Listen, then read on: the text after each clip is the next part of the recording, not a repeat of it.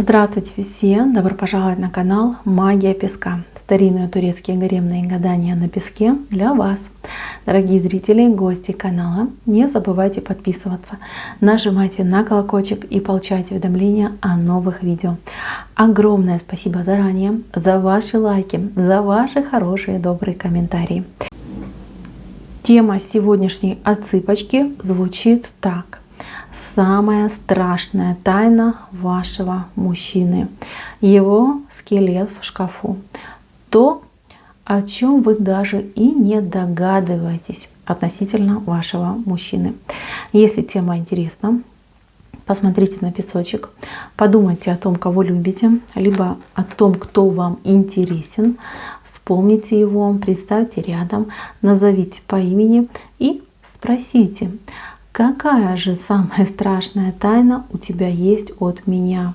Чего я не знаю о тебе, о чем даже и не догадываюсь? Какие скелеты в шкафу ты прячешь от меня? Надеюсь, вы настроились. Я убираю Назар.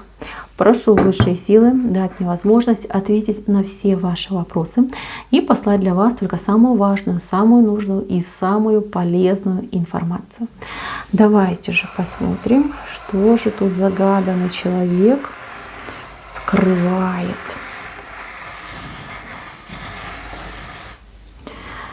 Так, давайте я буду по порядку говорить. Понимаете, что это не один человек вышел, это как собирательный образ человека вышел. У кого-то отыграется один вариант, у другого другой, а у кого-то все полностью по чуть-чуть. Смотрите, этот человек прожил какую-то школу жизни, какую-то школу испытаний. Вот смотрите, я говорю, и голубь прилетел на окно, прям сел. Да, про тебя, дружок, говорю. Угу. Мужчина вообще пришел, да, это был очень хороший знак того, что действительно правда будет, и мужчина действительно решил признаться. Почему он решил признаться? Потому что вот боль, у него есть боль на сердце, и эта боль на сердце, она его просто уже разрывает на части. Ему очень страшно с вами говорить напрямую, но при этом скрывать он тоже уже не может. Для него, прям, когда он пытается с вами поговорить, когда он пытается что-то вам объяснить, донести, рассказать, то у него как кость в горле стоит, и все. Даже вот я говорю об этом, я чувствую все. Смотрите, человек прошел достаточно жесткую школу в жизни. Возможно, в детстве у него были какие-то очень серьезные травмы. Это могло быть и физическое здоровье, когда он там травмировался, болел много, был очень слабым ребенком, да? Либо ребенком, которого там, например, могли, извините меня, травить, обижать и прочее, да? То есть какие-то жуткие испытания он перенес, насмешки, оскорбления. Тут прям травля идет. Возможно, кстати, и родители, либо отчим, вот что-то из детства идет. Очень большая боль тянется прямо из детства. То есть, казалось бы, детство — это момент счастья, момент радости, момент, когда ребенок познает мир, его холят и лелеют. Ребенок живет какой-то жизнью, да, легкой, беспроблемной. А здесь наоборот вышло, что самый тяжелый период жизни — это был именно детство. То есть, когда нужно радоваться каждому дню и верить в чудеса, здесь этот малыш, да, ваш мужчина, будучи ребенком, познал и одиночество, и унижение, и оскорбление, и какую-то невероятную боль. Понимаете? Вот такой момент произошел в его жизни, когда он был именно ребенком. Причем вот ребенком, лет где-то до 12-15, да, вот самая жесть была в его жизни. Он никогда об этом не забудет, он никогда от этого не излечится. Знаете, это такая травма, которая, извините, наверное, несовместима, наверное, с жизнью была. Но он выжил вопреки всему. Да, он с этим живет, но жизнь его, она покалеченная. То есть, если честно, вот на мой взгляд, да, здесь, я даже не знаю, здесь конкретно нужно работать с каким-нибудь психологом, причем ежедневно, может быть, даже несколько лет. Здесь может быть даже какой-то гипноз, да, чтобы вот забыть забыть то, что он пережил когда-то тогда в детстве. Если вы с ним спите в одной кровати, вы знаете, что ему снятся кошмары, которых он говорит, я не помню, либо может там общими фразами сказать что-то, да. На самом деле это вот воспоминание его прошлого. Оно к нему приходит, и оно его травмирует, извините, но вот я это вижу. Когда он вырос, он понял, да, что с ним поступали плохо, что все это было, нечестно, несправедливо. Он старается быть человеком чистым, открытым, справедливым и честным. Все то, что делали с ним, либо все то, что происходило в его детской жизни, он пытается, будучи взрослым, да, ни в коем случае нигде не повторить, да, чтобы ни с кем плохо не поступить, никому каких плохих поступков не сделать. Но он столкнулся с такой дилеммой, что, например, правда не всегда хорошо, что правда, она может и, извините, и ранить, и убивать почище, чем ложь. Вот у него сейчас есть такие тупики в жизни, когда он не понимает, как ему поступить правильно, как ему сделать правильно. Сказать как есть и получить, извините, нагоняя, либо соврать и выкрутиться из ситуации. У этого человека в жизни могут быть закрыты пути. Причем закрывает он их сам, когда он не умеет, либо не желает юлить, не желает притворяться, не желает быть таким, знаете, особенно вот если бизнес, да, там же все у нас немножечко хитренькие, все такие со смекалочкой, да, с каким-то двойным донышком, а вот он нет, он не такой, он очень прямой. И даже если он у вас не бизнесмен, а просто работает где-то на кого-то, даже на например, службе, все равно он как будто бы идет как козел отпущения. Вот все на него туда сбрасывают, все на него спихивают, а он, не умеет пободаться, да, он это все принимает. Этого мужчину его нужно реально прорабатывать, вот как хотите. И это не магия, не эзотерика, это именно в чистом виде классическая психология. Я, мои дорогие, не гоняюсь за хайпом, кто смотрит мои видео, кто обращался ко мне. Я всегда говорю как есть. То есть я не буду тут вам рассказывать, что ой, давайте, я тут обрядов провожу, тут платите мне денежку, мужчина ваш поменяется. Нет, потому что я вижу, что этого человека нужно именно восстанавливать, по кусочкам собирать, сшивать. Психика просто, там ядерный взрыв произошел, да, разорвано все. Человек очень замкнутый, человек очень, вот у него метание в душе, он может быть невероятно спокойным, и в один момент просто, вот как на что-то на него нашло, как будто бы дьявол в него вселился, он может стать каким-то агрессивным, импульсивным, поступать как-то необдуманно, как-то вот прям какой-то резкий, непонятный, чужой даже может становиться, взгляд чужой может становиться. Вот у кого-то прям мысли есть, да, что мой любимый одержим, да, что что-то с ним не так, что-то на него там сделали, поделали. Нет, это все идет детская травма.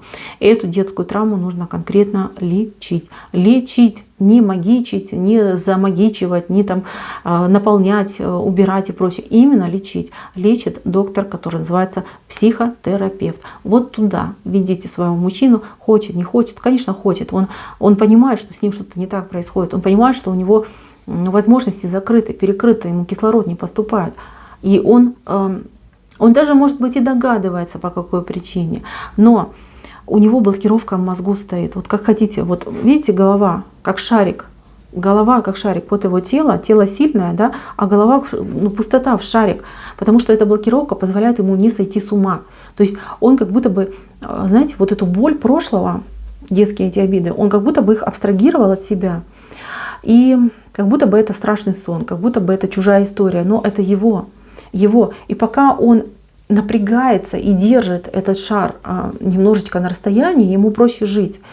Но бесконечно это не будет повторяться. Когда он, например, выпивает, это нахлыне, он расслабляется, да, и вот этот шар, он как бы назад возвращается с этой информацией, и это ему просто взрывает мозг.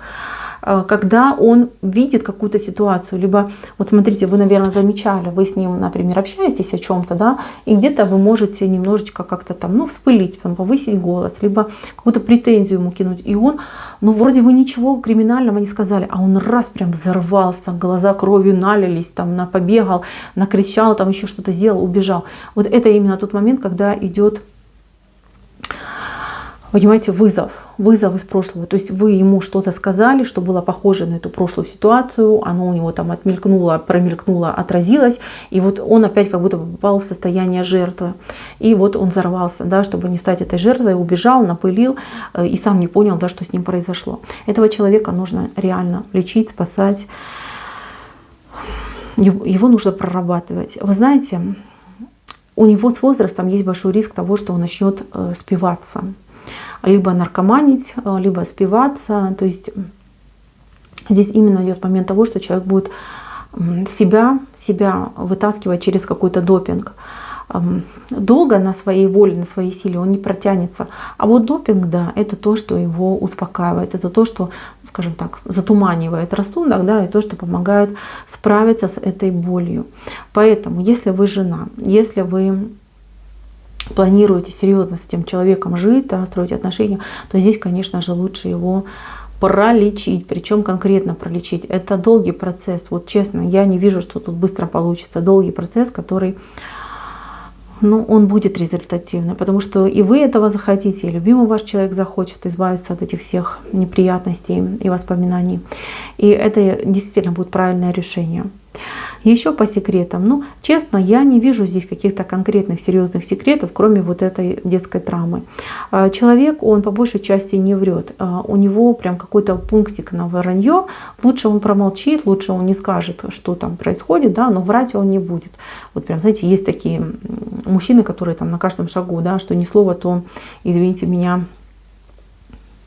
обман, да, прям в чистом виде. Даже хотела бы сказать, и все что-то неприличное в голову идет, а не буду. В общем, обманщики есть мужчины такие.